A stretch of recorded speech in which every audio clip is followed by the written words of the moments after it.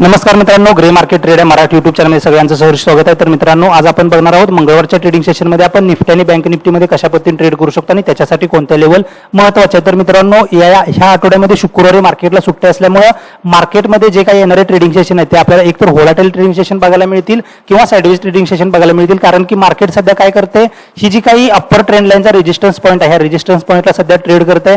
जर तुम्ही निफ्टीचा विचार केला तर डेली टाइम फ्रेमवरती निफ्टीमध्ये आपल्याला एक शूटिंग स्टार कॅन्डल तयार झालेली दिसते. जर तुम्ही बँक निफ्टीचा विचार केला तर बँक निफ्टीमध्ये एक बेरिश एनगल्पिंग कॅन्डल तयार झालेली दिसते आणि ह्या दोन्ही पण कॅन्डल काय की रेजिस्टन्स पॉईंट जवळ तयार झालेत आणि ज्यावेळेस रेजिस्टन्स पॉईंट जवळ निगेटिव्ह कॅन्डल तयार होतात त्यावेळेस त्या कॅन्डल व्यवस्थितपणे वर्क करतात. म्हणजे जर येणाऱ्या ट्रेडिंग सेशनमध्ये, जर उद्याच्या ट्रेडिंग सेशनमध्ये बँक निफ्टी हा 40,800 किंवा 40,777 ह्या लेवलच्या खाली जर क्लोजिंग त्यांना सक्सेसफुल झाला तर बँक निफ्टीमध्ये आपल्याला डाऊनसाइड ओपन होणार आहे. जर येणाऱ्या ट्रेडिंग सेशनमध्ये जर बँक निफ्टी हा 41,278 ह्या लेवलच्या वरती जर डेली बेसिसवरती क्लोज झाला तर आपल्याला अपसाइडच्या 42,000 आणि त्यानंतर 42,500 पर्यंत टार्गेट ओपन होणार आहे.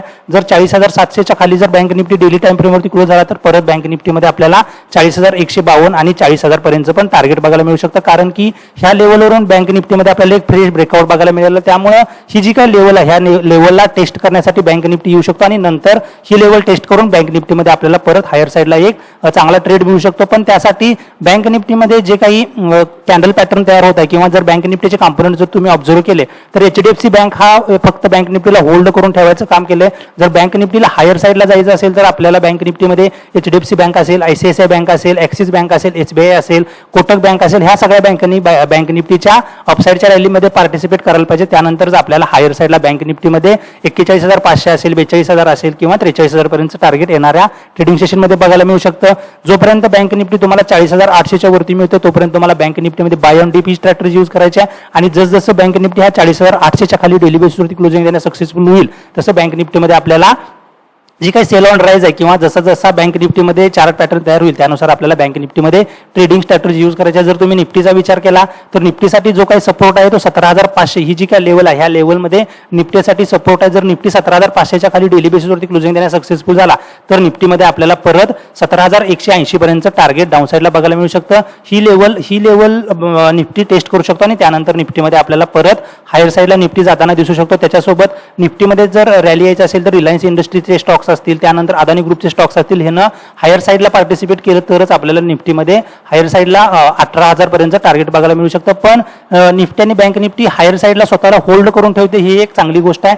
जर येणाऱ्या ट्रेडिंग सेशनमध्ये निफ्टी ह्या लोच्या खाली ट्रेड करण्यास चालू झाला तर आपल्याला निफ्टीमध्ये विकनेस बघायला मिळू शकेल. जर तुम्ही बँक निफ्टीचा विचार केला तर बँक निफ्टीमध्ये जी काही 40,700 ही जे लेवल आहे ह्या लेवलच्या खाली जर बँक निफ्टी डेली बेसिसवरती क्लोजिंग देण्यास सक्सेसफुल झाला तर आपल्याला बँक निफ्टीमध्ये एक विकनेस बघायला मिळू शकतो. तर आता बघूया की आपण उद्याच्या ट्रेडिंग सेशनमध्ये निफ्टी आणि बँक निफ्टीमध्ये कशा पद्धतीनं ट्रेड करू शकतो. जर तुम्ही 15 मिनिटाच्या टाइम फ्रेमवरती जर बँक निफ्टीचा चार्ट ऑब्झर्व केला आणि जर तुम्ही 31 मार्च नंतर जर बँक निफ्टीचा चार्ट ऑब्झर्व केला तर जो काही 31 मार्चचा पहिल्या कॅन्डलचं क्लोजिंग आहे आणि जर तुम्ही आज जर क्लोजिंग बघितलं जर त्याच्यामध्ये जर ट्रेंडलाईन तुम्ही ड्रॉ केली तर आपल्याला इथे एक छोटासा ट्रायंगल पॅटर्न तयार होताना दिसेल आणि जर ह्या ट्रायंगल पॅटर्नचं जर डाऊनसाईडला व्हायोलेशन बँक निफ्टीनं केलं म्हणजे जर बँक निफ्टी 40,755 ह्या लेवलच्या खाली जर अर्धा पाऊण तास जर कंटिन्युअसली ट्रेड करत असेल तर आपल्याला बँक निफ्टीमध्ये 40,220 पर्यंत पण टार्गेट बघायला मिळू शकतं.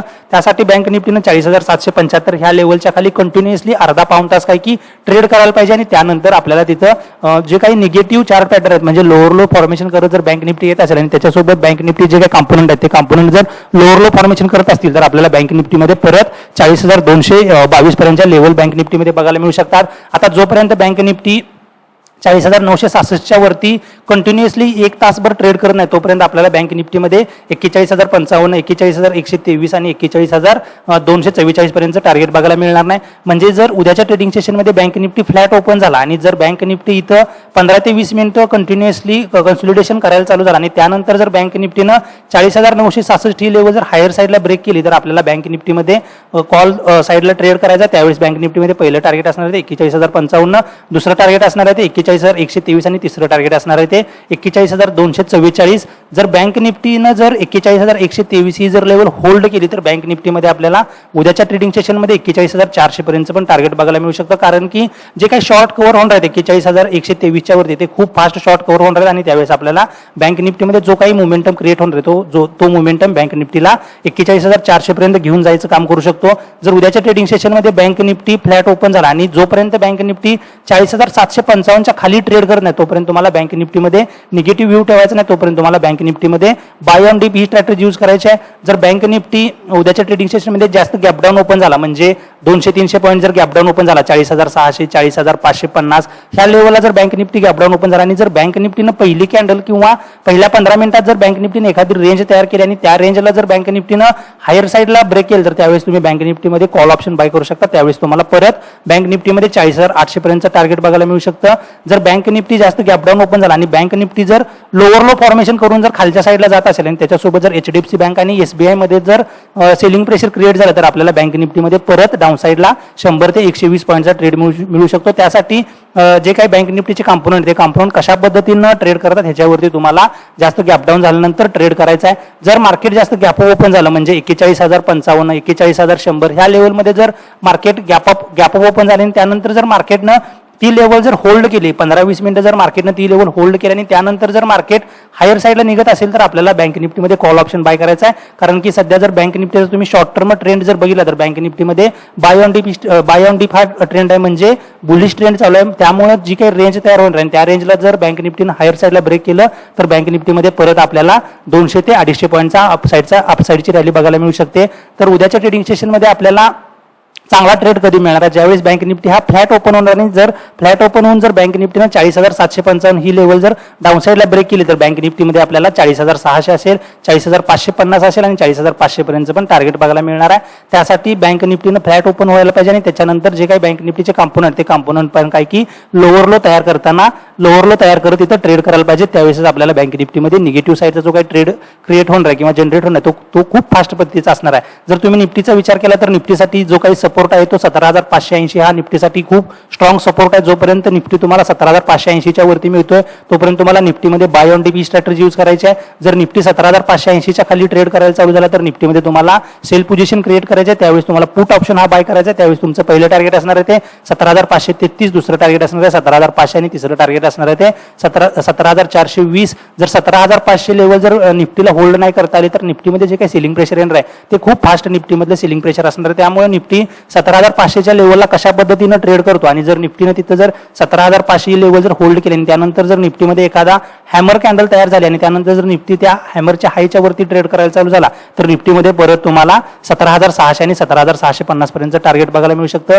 आता जोपर्यंत निफ्टी 17,722च्या वरती डेली बेसिसवरती क्लोजिंग देत नाही किंवा कंटिन्युअसली 17,722 ही लेवल होल्ड करत नाही तोपर्यंत तुम्हाला निफ्टीमध्ये कोणता सुद्धा कॉल ऑप्शन बाय करायचं नाही. कारण की मार्केट सध्या एकतर मार्केटमध्ये ट्रॅपिंग सध्या जास्त चालू आहे. त्यामुळे ह्या लेवलच्या वरती किंवा ह्या लेवलच्या खाली जोपर्यंत मार्केट क्लिअर कट तुम्हाला क्लोजिंग देत नाही तोपर्यंत तुम्ही जर मार्केटमध्ये ट्रेडिंग नाही केलं तर तुम्हाला तिथं चांगला बेनिफिट होऊ शकतो. तर मित्रांनो आता बघूया की जर उद्या निफ्टी जास्त गॅप ओपन झाला म्हणजे 17,722 17,740 ह्या लेवलला जर ओपन झाला तर बँक निफ्टीमध्ये जर पहिली कॅन्डल जर निगेटिव्ह तयार झाली तर तुम्ही निफ्टीला तिथं सेल करू शकता. त्यावेळेस तुम्हाला निफ्टीमध्ये 17,630 पर्यंत टार्गेट बघायला मिळू शकतं. आणि जर जास्त गॅप ओपन होऊन जर निफ्टीनं ती 17,730 ची लेवल जर होल्ड केली आणि जर ती लेवल जर हायर साईडला निफ्टी ब्रेक करत असेल तर निफ्टीमध्ये तुम्हाला 17,800 आणि 17,830 पर्यंत टार्गेट बघायला मिळू शकतं.